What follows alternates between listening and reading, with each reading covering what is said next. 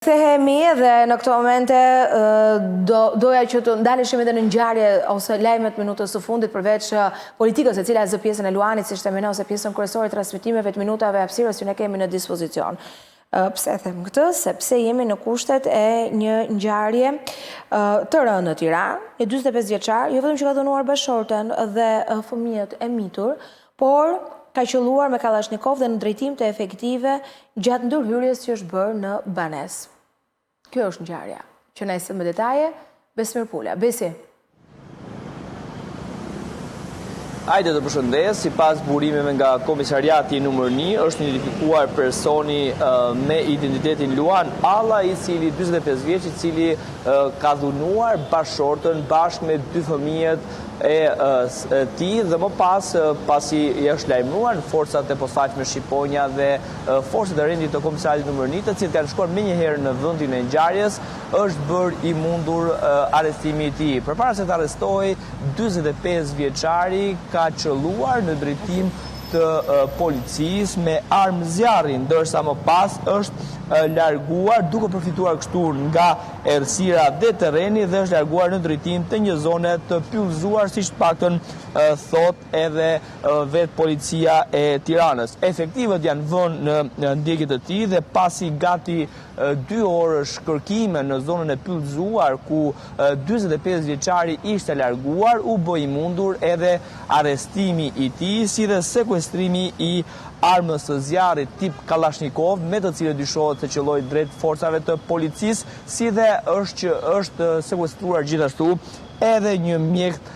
prerës thik që po ashtu hyn tek armët e ftohta dhe patjetër nuk lejohet të mbahet. Është një ngjarje e rëndë për vetë faktin sepse kemi të bëjmë me dhunë në familje, jo vetëm ndaj bashortës, por edhe ndaj fëmijëve të mindur, dhe po ashtu kjo ngjarje bëhet edhe më e rëndë për faktin sepse kemi një shkëmbim, le të themi, zjarri apo qëllim në drejtim të forcave të policisë, duke mos u bindur urdhrit të policisë për të ndaluar dhe për të vetëdorëzuar pas dhunës që kishte krijuar në familje.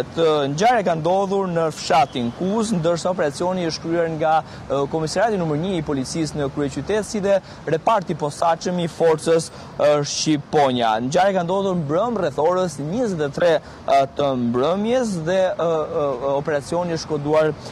Forest, ku 45 vjeçari gjatë momentit edhe të arrestimit është sekuestruar arma zjarri tip Kalashnikov edhe një thik. Të paktën nga informacionet e para që ka marrë policia,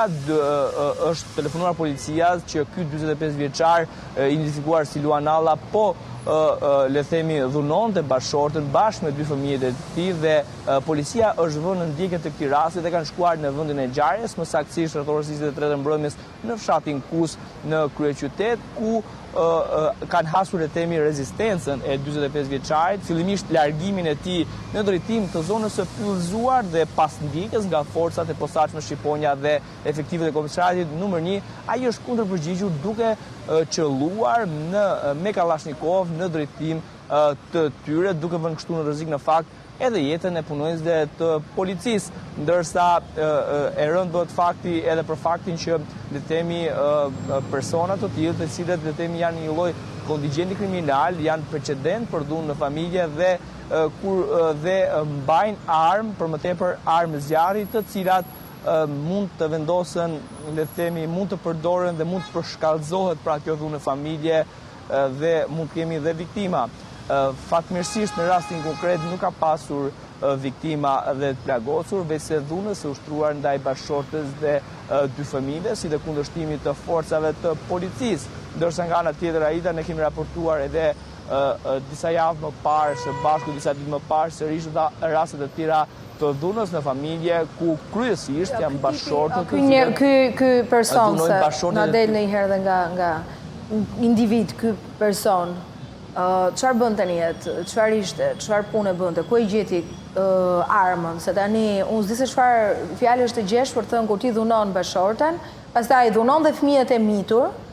harron detyrat themelore se çfarë ka figura atërore, mashkullore në shtëpi, dhe pastaj përfundon dhe në polici, dhe jo vetëm, po bën të vepra, o ka qenë i dehur, o kemi të bëjmë me një kriminal, o unë s'di se çfarë ose përdorues Të paktën nga i lëndëve narkotike? Të paktën nga dhënat paraprake që kemi deri në këto momente, ky është informacioni paraprak, pra referuar kryesisht dinamikës së ngjarjes, deri në këto momente nuk është se kemi një informacion nëse ka qenë ose jo precedenti më parshëm për vepra të tjera apo për dhunë në familje, dhe nuk është se kemi në fakt asnjë informacion më të detajuar në lidhje me punën apo nëse ka qenë në gjendje të alkolizuar, le të themi gjatë momentit të kryes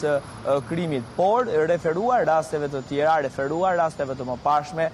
kemi parë që kryesisht persona që ndaluar kanë qenë përsëritës në një pjesë të mirë të rasteve të dhunës së familje, në një pjesë të mirë të rasteve kanë qenë të dënuar edhe për vepra të tjera. Besi, unë nuk e dija, kishte një urdhër mbrojtje ose kjo bashkëshorte, kjo zonjë, nëna e fëmijëve, kishte bërë një denoncim për dhunë më përpara për këtë njeriu me cilin ndante familjen dhe edukonte fëmijët? Deri në këto momente që ne flasim, Aida, nuk është se kemi një informacion të tillë se ka pasur ose jo urdhër mbrojtje, por siç po thoya pak më parë, referuar edhe rasteve të tjera, ka pasur edhe gra që janë dhunuar me urdhra mbrojtje që kanë marrë nga gjykata dhe kanë banuar, le të themi, me dhunuesin në të njëjtin vend. Madje kemi parë edhe raste që kanë agravuar në plagosje apo dhe krime të tjera më të rënda apo vrasje, edhe pse kanë qenë me urdhër mbrojtje. Pra kur një pjesë të mirë të rasteve dhuna në familje nuk është parandaluar, pavarësisht urdhrit të lëshuar nga gjykata, urdhrit të mbrojtjes ndaj bashkëshortes apo edhe fëmijëve. Kemi parë raste që kanë qenë kryesisht alkolizuar, kemi parë raste që kryesisht janë persona përsëritës të dhunës së familje, përsëritës të disa veprave të tjera, duke nisur këtu nga përsëritja e veprave qoftë vjedhje, qoftë vepra të kësaj natyre pak a shumë. Por për rastin konkret, të paktën informacione që ne dimë është se 45 vjeçari ka dhunuar bashkëshorten bashkë me 2 fëmijët, është larguar në zonë të përgëzuar pasi është lajmëruar policia dhe më pas ka kundërshtuar ato duke i qelluar me armën Kalashnikov dhe gjatë sekuestrimit është sekuestruar arma e zjarrit bashkë me fisheksi dhe një armë tjetër e ftohtë e llojit thik. E kuptoj. Janë në gjendje të mirë pas dhunës familjarët? Të paktën nga informacionet paraprake që raportohen, janë në gjendje të mirë shëndetësore bashkëshortja bashkë me 2 fëmijë.